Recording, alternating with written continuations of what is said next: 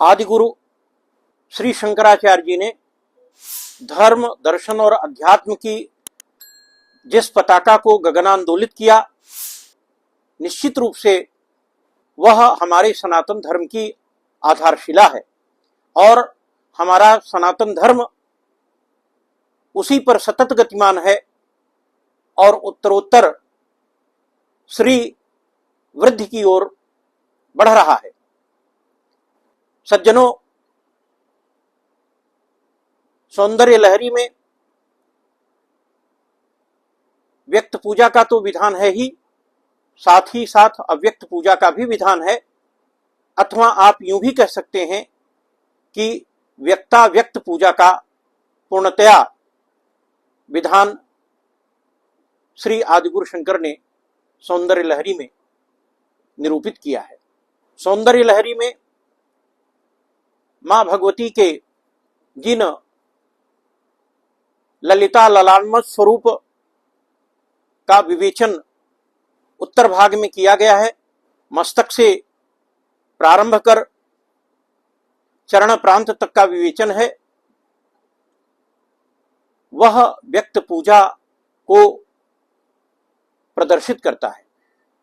और इन्हीं श्लोकों में जिन तंत्रों की विधि बनाई गई है, वह हमारी अव्यक्त पूजा को भी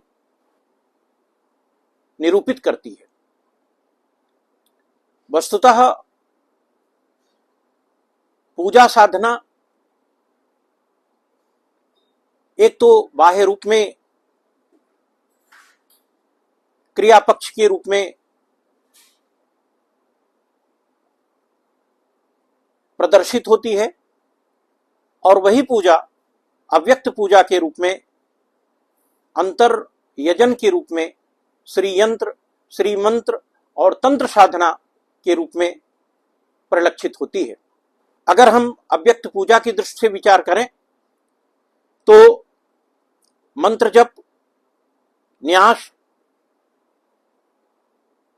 हृदय, भ्रूमध्य आदि स्थानों पर उपास्य का ध्यान लगाना, नादानुसंधान करना और तत्पश्चात मूलाधार से सहस्रार के क्रम में कुंडलिनी जागरण की यौगिक क्रिया को संपादित करना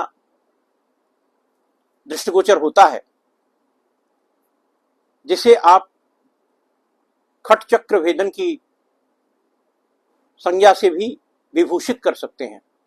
जो भगवती योग माया है, वह मनुष्य के कलेवर में सुप्तावस्था के रूप में कुंडलिनी के मध्य स्थिर है और इस सुप्तावस्था के कारण जीव में जो भाव उठता है वह अज्ञानावृत होता है, अर्थात वह अपना स्वस्वरूप लाभ करने में सक्षम नहीं होता।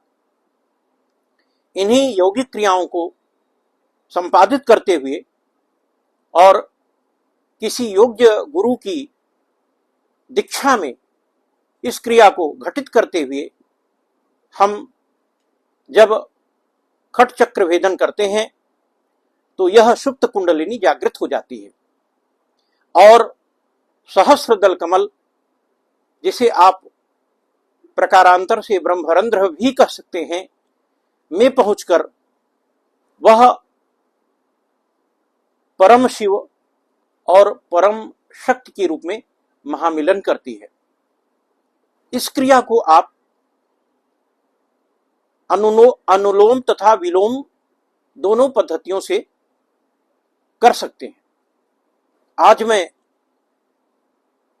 सौंदर्य लहरी के व्यक्त पूजा तथा अव्यक्त पूजा के क्रम में 76वें श्लोक को आपके समक्ष रखने जा रहा हूं। श्लोक कुछ इस प्रकार है। तव स्तन्यम मन्ने धरणीधर कन्ने हृदयतः पयः पारावार परिवहति सारस्वत इव दयावत्या दत्तम् द्रविणशिशुरास्वाद्य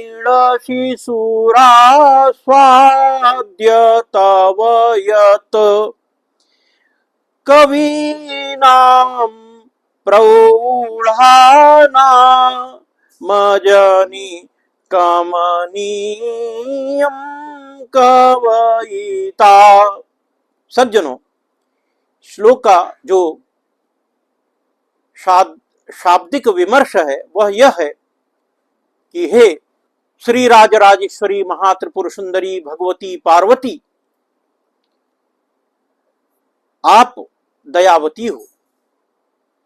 आप दयावती द्वारा दिए गए जिस आपके स्तन्य अर्थात दूध का आस्वादन करने से इस द्रविड़ बालक अर्थात आदि शंकराचार्य में प्रौढ़ कवियों, ज्ञान निर्धूत कलमश वैदुष्य दग्ध प्रौढ़ाति प्रौढ़ कवियों का जो कमनीय काव्य कर्तृत्व है वह प्रादुर्भूत हो गया है। अर्थात इस द्रविण शिशु शंकराचार्य जी में कर्तृत्व शक्ति प्रादुर्भूत हो गई है। वह आपके स्तनों से निस्सृत उस दूध से, कैसा दूध? जो हृदय की धारा से निकला हुआ है, उस दूध के पान करने से सारस्वत क्षीरसागर की तरह मेरे अंदर प्रौढ़त्व परिलक्षित हो रहा है। प्रकारांतर से शंकराचार्य जी यह कहना चाहते हैं कि हे मां भगवती पार्वती, आपके स्तन्य से निसृत धवल शुभ्रातिशुभ्र दूध का पान करने से मुझ बालक शंकराचार्य जी में मध्यमा बैखरी परा पश्यंती जैसी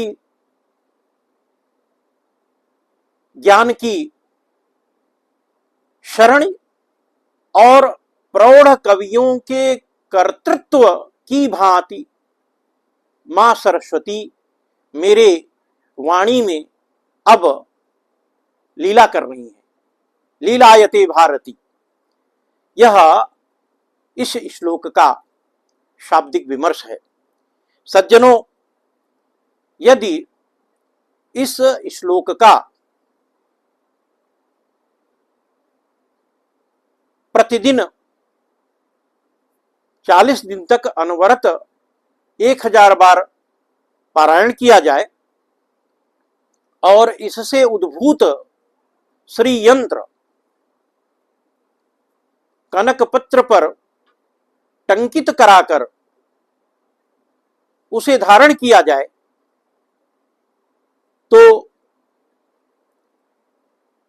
साहित्य सुमेरु की स्थिति में जीव स्थापित हो सकता है। उसमें ज्ञान की अजस्र धारा प्रस्रवित हो पड़ती है। श्री यंत्र कुछ इस प्रकार है, एक ऊर्ध्वभाग त्रिकोण है और एक उसी को काटता अधोभाग त्रिकोण है, जिसमें ऐं ह्रीं श्रीं सौः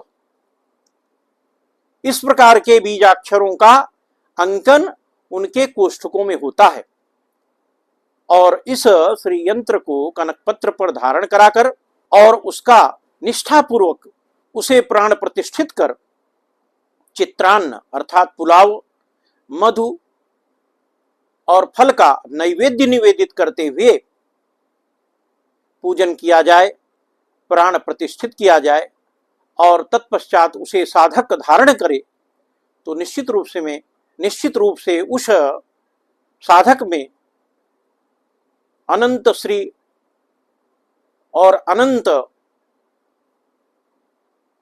सारस्वत कृपा स्वतः प्रादुर्भूत हो जाती है। यह इस श्लोक का फलागम है, फलादेश है। धन्यवाद।